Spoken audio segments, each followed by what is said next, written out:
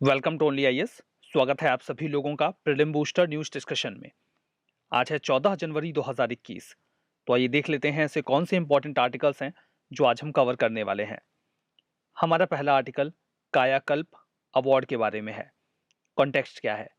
अभी हाल ही में ministry of health and family welfare ने 5th नेशनल कायाकल्प अवार्ड ग्रांट दिया किसे?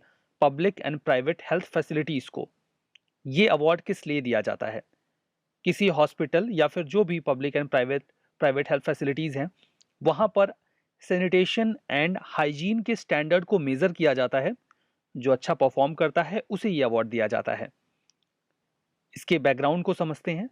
15 मई 2015 को सेंट्रल गवर्नमेंट ने इस इनिशिएटिव को लॉन्च किया था विद द नेम कायाकल्प, ताकि हम ये इंश्योर कर सकें कि जो इंडिया में हॉस्पिटल्स हैं या फिर हेल्थ फैसिलिटीज़ हैं वहाँ पर हाइजीन को मेंटेन किया जाए, साफ सफाई अच्छी रखी जाए। जब पहली बार इस स्कीम को लॉन्च किया गया था तो 716 डिस्ट्रिक्ट हॉस्पिटल्स ने इसमें पार्टिसिपेट किया था और सेंट्रल गवर्नमेंट के जो इंस्टीट्यूशंस थे उन्होंने पहली बार पहले साल में। आज इस अवार्ड में जो पार्टिसिपेशन है वो 26,172 पब्लिक हेल्थ फैसिलिटीज़ का है। मतलब इसकी जो विड्थ है, जो कवरेज है, वो काफ़ी ज़्यादा बढ़ चुका है। ये अवार्ड रिकॉग्नाइज करता है उन सभी डिस्ट्रिक्ट हॉस्पिटल्स को, sub divisional hospitals, community health centres, primary health centres, health and wellness centres. इन सभी में एक इवैल्यूएशन होता है, एक मेजरमेंट होता है कि वहाँ पर क्लीनलीनेस, हाइजीन और इन्फेक्शन कंट्रोल कितना बढ़िया है। क्या पैरामीटर्स इस्तेमाल किए जाते हैं? टोटल 6 पैरामीटर्स हैं। हॉस्पिटल फैसिलिटीज़ की अच्छी तरीके से देख रेख हो रही है कि नहीं, सैनिटेशन हाइजीन का स्टेटस क्या है, वेस्ट मैनेजमेंट कितना बढ़िया है, इन्फेक्शन कंट्रोल, सपोर्ट सर्विसेज और हाइजीन प्रमोशन। इन सभी को आधार बनाकर इवैल्यूएशन किया जाता है। जो असेसमेंट है उसमें 3 लेवल पे असेसमेंट होता है। सबसे पहले तो इंटरनल असेसमेंट होता है, देन पीयर असेसमेंट और उसके बाद होता है एक्सटर्नल असेसमेंट। यहाँ पर कुछ और बातें आप याद रखिएगा। एक और इनिशिएटिव है मेरा अस्पताल। मेरा अस्पताल इनिशिएटिव को इसलिए लॉन्च किया गया था ताकि हम लोगों का रिएक्शन देख सकें, उनका परसेप्शन देख सकें हॉस्पिटल्स की सर्विसेज को लेकर। उनका परसेप्शन हमें जब पता चल जाएगा, फीडबैक मिल जाएगा, तो उसके ज़रिए हम करेक्टिव मेजर्स ले सकते हैं और हॉस्पिटल्स में जो फैसिलिटीज़ हैं उनको इम्प्रूव कर सकते हैं। दूसरा है स्वच्छ स्वस्थ सर्वत्र, triple S. Ministry of health and family welfare ने ministry of drinking water and sanitation के साथ मिलकर ट्रिपल एस प्रोग्राम को लॉन्च किया था।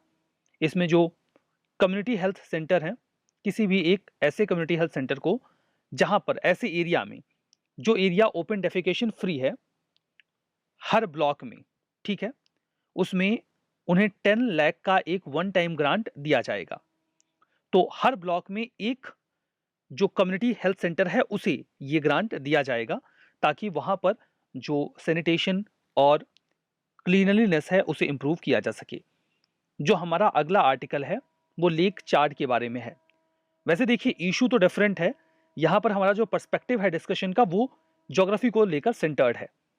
अभी इंडिया ने अपने काफ़ी कंसर्न्स या सीरियस कंसर्न्स एक्सप्रेस किए, रेस किए यूनाइटेड नेशंस सिक्योरिटी काउंसिल में। कई सारे मुद्दों को संज्ञान में लेकर वहाँ पर बात की गई कि जो साहेल रीजन है अफ्रीका का या फिर लेक चार्ट रीजन है वेस्ट अफ्रीका का, वहाँ पर सिचुएशन अच्छी नहीं है। इंडिया ने जो एक टेररिस्ट अटैक किया गया था बोको हरम के द्वारा, जो कि एक टेररिस्ट ऑर्गेनाइजेशन है नाइजीरिया बेस्ड, जो आसपास के देशों में भी कुछ हद तक अपना प्रभाव डालता है। और लेक चार्ट रीजन एक्चुअली में उसका गढ़ है, तो वहाँ पर उनके अटैक को कंडेम किया गया। इस्लामिक स्टेट का जो प्रभाव बढ़ रहा है वेस्ट अफ्रीका में, उस पर भी इंडिया ने अपने कंसर्न्स रेस किए। तो ये तो पूरी बातचीत का मुद्दा रहा जो इंडिया ने यूनाइटेड नेशन सिक्योरिटी काउंसिल के सामने रखा। जो हमारा पॉइंट ऑफ डिस्कशन है that is lake chart. Lake chart के बारे में बात करेंगे, लेकिन यहाँ पर बात साहेल रीजन की हुई है। तो साहेल है क्या? देखिए, ये यहाँ पर अफ्रीका में नॉर्थ में आपको सहारा डेजर्ट दिखता है, इसके साउथ में आपको ह्यूमिड रीजन दिखता है। इसके सहारा डेजर्ट और इस ह्यूमिड टेम्परेट रीजन के बीच का ये जो एरिया है, आप इसे ट्रांजिशन जोन कह सकते हैं, इसे ही साहेल कहा जाता है।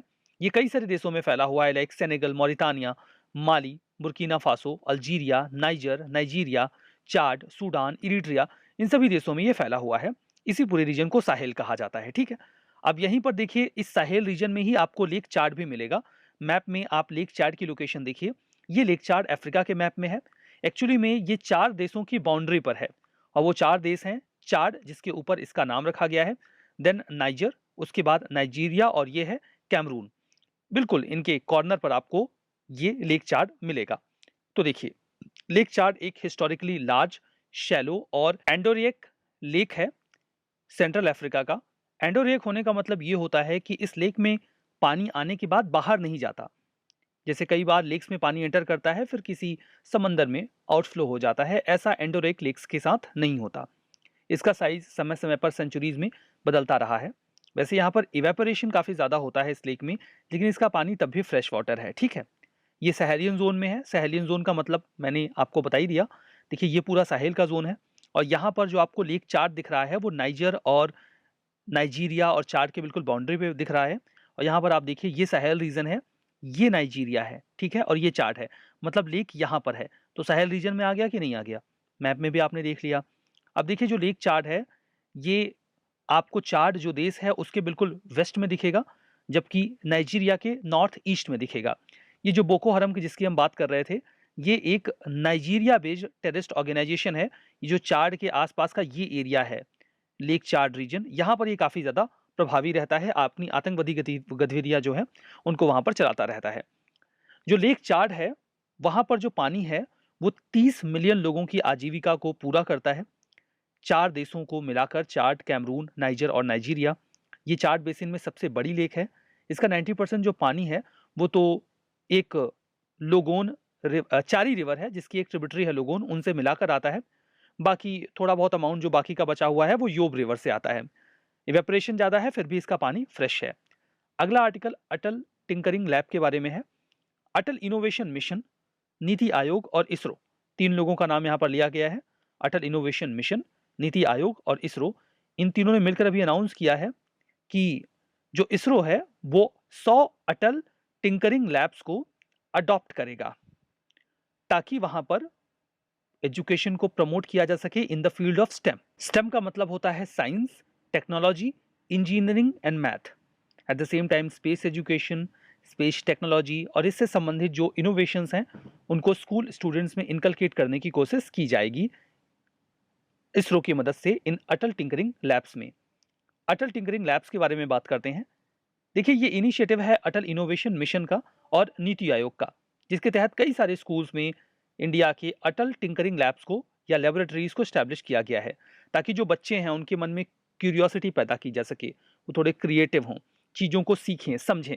मान लीजिए एक बच्चे के मन में कुछ आइडिया आ भी जाता है तो उसे उस चीज़ को पिक्चराइज करके ग्राउंड पर लाने के लिए कुछ चीज़ों की आवश्यकता पड़ेगी।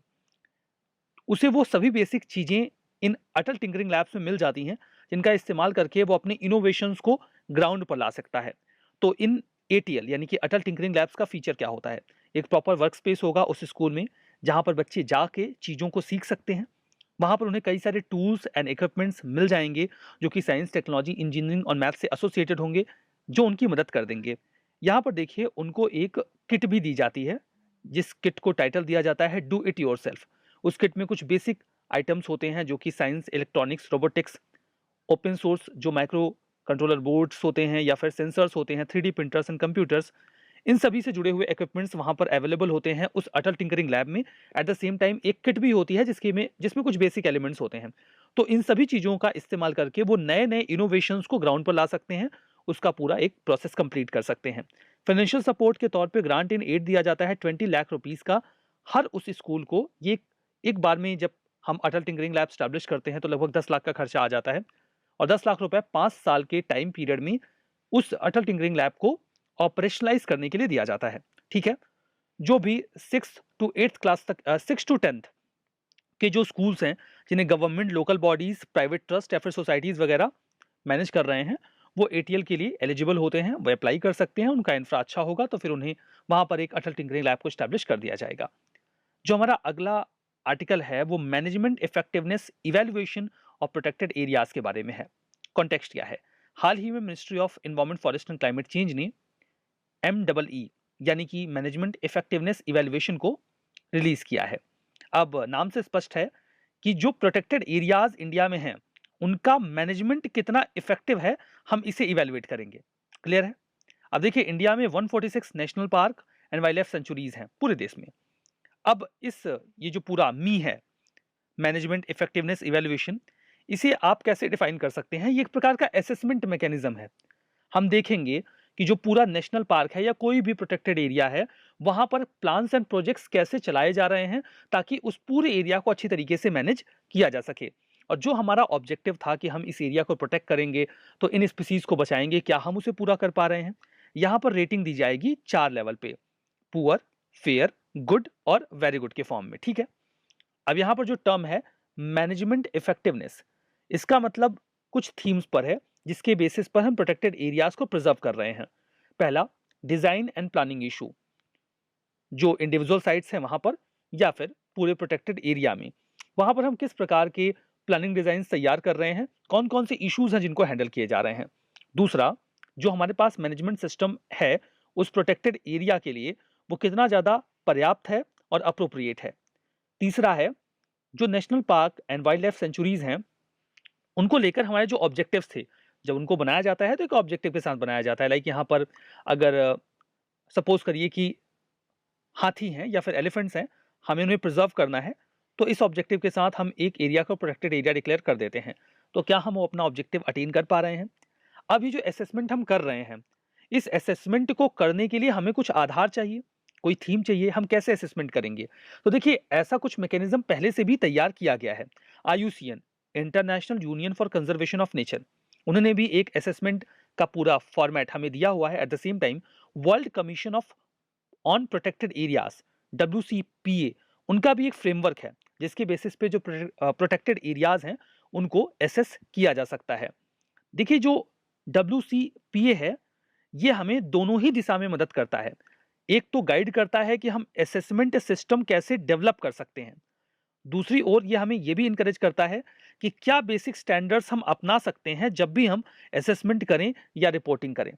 तो जो WCPA का फ्रेमवर्क है वो काफी मदद कर देता है किसी भी देश को कि वो अपने देश में जो प्रोटेक्टेड एरियाज हैं उनको इवेलुएट कर सकें। तो जो WCA का फ्रेमवर्क है वो 6 पैरामीटर्स पर या 6 एलिमेंट्स पर बेस्ड होता है। किस कॉन्टेक्स्ट में प्लानिंग हो रही है, क्या प्लानिंग हो रही है, क्या इनपुट्स लगाए जा रहे हैं, प्रोसेस क्या है, आउटपुट क्या निकला और फाइनल आउटकम हमें क्या दिखा। देखिए, इस टूल की मदद से एट प्रेजेंट जो इंडिया के पास 903 प्रोटेक्टेड एरियाज हैं, यहाँ पर हम बात कर रहे थे 146 national park and wild life sanctuaries की, लेकिन जब आप उसमें अनप्रोटेक्टेड एरियाज को भी इंक्लूड कर देंगे तो लगभग ये संख्या आपको 903 मिल जाएगी। इंडिया का 5% जो ज्योग्राफिकल एरिया है वो इंडिया के प्रोटेक्टेड एरियाज में आ जाता है। इंडिया 70% ग्लोबल टाइगर पॉपुलेशन और 70% एशियाटिक लॉयंस को कवर करता है। 60% लेपर्ड्स की पॉपुलेशन आपको इंडिया में मिलेगी। इस लिहाज से बहुत जरूरी है कि हम असेसमेंट करें कि हमारे यहाँ प्रोटेक्टेड एरियाज वास्तव में प्रोटेक्टेड हैं भी या नहीं। तो हमने असेसमेंट किया, क्या निकल के आया? जो बात निकल के आई वो अच्छी है, हमारा ओवरऑल परफॉर्मेंस अच्छा रहा, हमने उसका मीन निकाला, माध्य निकाला, जो हमें स्कोर मिला आउट ऑफ 100, दैट वाज 62.01%। ये ग्लोबल मीन से बढ़िया है। जो ग्लोबल मीन है प्रोटेक्टेड एरियाज का वो 56% है, जबकि हमारा 62.01% है, मतलब बेहतर है। ईस्टर्न रीजन काफी बढ़िया रहा, नदर्न रीजन का परफॉर्मेंस कंपैरेटिवली कम रहा, that is with the score 56, जबकि जो ईस्टर्न रीजन है वहां पर स्कोर 66.12% रहा। सबसे बढ़िया national park and wild life sanctuaries की हम बात करें तो तीर्थन वाइल्ड लाइफ सेंचुरी ने सबसे अच्छा परफॉर्म किया है, जबकि ग्रेट हिमालयन नेशनल पार्क ने भी अच्छा पैरामीटर अवेल किया है, जो कि हिमाचल प्रदेश में है। ठीक है? अगर हम सबसे खराब नेशनल पार्क या वाइल्ड लाइफ सेंचुरी की बात करें तो जो टर्टल वाइल्ड लाइफ सेंचुरी है उत्तर प्रदेश की, उसने सबसे खराब परफॉर्म किया है। जो हमारा अगला आर्टिकल है वो नेशनल यूथ पार्लियामेंट फेस्टिवल 2021 के बारे में है। हमारे प्राइम मिनिस्टर ने अभी अपनी एक एड्रेस था, उनका एक स्पीच थी, जो second national youth parliament festival था जिसे 12 जनवरी 2021 को मनाया गया, ऑर्गेनाइज किया गया, उसके बारे में ये आर्टिकल है। तो देखिए, नेशनल यूथ पार्लियामेंट फेस्टिवल 2021 को ऑर्गेनाइज किया गया नेशनल सर्विस स्कीम NSS और नेहरू युवा केंद्र संगठन के द्वारा under ministry of youth affairs and sports. Objective ये रहता है नेशनल यूथ पार्लियामेंट फेस्टिवल का, ताकि जो यंगस्टर्स हैं उनमें एक national integration, communal harmony, brotherhood और करेज एडवेंचर, इन सभी चीज़ों को इनकलकेट करने का प्रयास किया जाए। पर्पज़ ये रहता है कि जो स्वामी विवेकानंद जी, जिन्हें यूथ आइकन माना जाता है, उनकी बर्थ एनिवर्सरी को हम सेलिब्रेट करें। 18 से 25 साल के जो यंगस्टर्स हैं, उनको इनवाइट किया जाता है इस फेस्टिवल में पार्टिसिपेट करने के लिए। इस बार की थीम थी युवा, उत्साह नए भारत का। बात करते हैं स्वामी विवेकानंद जी के बारे में। इनका बचपन का नाम नरेंद्रनाथ दत्त था। इनका जन्म 12 जनवरी 1863 को हुआ था। इंडियन फिलॉसफी जो वेदांत और योग की है, उसे दुनिया तक पहुंचाने का श्रेय विवेकानंद जी को ही जाता है। ये रामकृष्ण परमहंस के बहुत ही प्रिय शिष्य थे और उनसे ही उन्हें जो भी सच्ची शिक्षा दीक्षा है वो मिली थी। वो एजुकेशन को बहुत ज़्यादा एम्फेसिस करते थे। उनका मानना था कि अगर हमें भारत देश को बेहतर बनाना है तो एजुकेशन पर फोकस करना होगा। वो चाहते थे एजुकेशन ऐसी हो जो एक व्यक्ति के कैरेक्टर को बिल्ड करे। उन्होंने 1897 में रामकृष्ण मिशन को इस्टेब्लिश किया था। रामकृष्ण मिशन एक ऑर्गेनाइजेशन है जो कि वैल्यू बेस्ड एजुकेशन इम्पार्ट करता है। Culture, health, women empowerment, youngsters को प्रमोट करना, tribal welfare, relief and rehabilitation, इन सभी दिशाओं में जो ये हमारा रामकृष्ण मिशन है वो वर्क करता है। ठीक है। विवेकानंद जी की जो मृत्यु थी वो बेलूर मठ में 1902 में हुई थी। बेलूर मठ आपको वेस्ट बंगाल में मिलेगा, कलकत्ता में। ये रामकृष्ण मठ और रामकृष्ण मिशन दोनों का ही एक हेडक्वार्टर है। ठीक है। अब यहाँ पर इंडिया में कुछ स्टेटमेंट है, आपको ट्रू एंड फॉल्स बताना है। ट्रिपल एस, ये इसमें देखिए, इसके अंतर्गत एक कम्युनिटी हेल्थ सेंटर को एक ब्लॉक में जो ओपन डेफिकेशन फ्री हो 10 लाख का ग्रांट दिया जाता है नेशनल हेल्थ मिशन के तहत। दूसरा है लेक चार्ड, ये Sahelian zone of west central Africa में लोकेटेड है। Atal tinkering lab ministry of science and tech का इनिशिएटिव है। मी सर्वे, इंडिया में 903 प्रोटेक्टेड एरियाज का नेटवर्क है, जिसमें जो कि इंडिया का 5% टोटल ज्योग्राफिकल एरिया कवर करता है। स्वामी विवेकानंद, इन्होंने आर्य समाज को स्टैब्लिश किया जो कि एक monotheistic Indian Hindu reform movement था। तो बताइए कौन सा स्टेटमेंट यहाँ पर ट्रू है, कौन सा फॉल्स है। इस पूरे सेशन की पीडीएफ आपको ओनली आज के टेलीग्राम चैनल पे अवेलेबल मिलेगी, जहां से आप उसे डाउनलोड कर सकते हैं। इस सेशन में यहीं पर रुकेंगे। Thank you very much.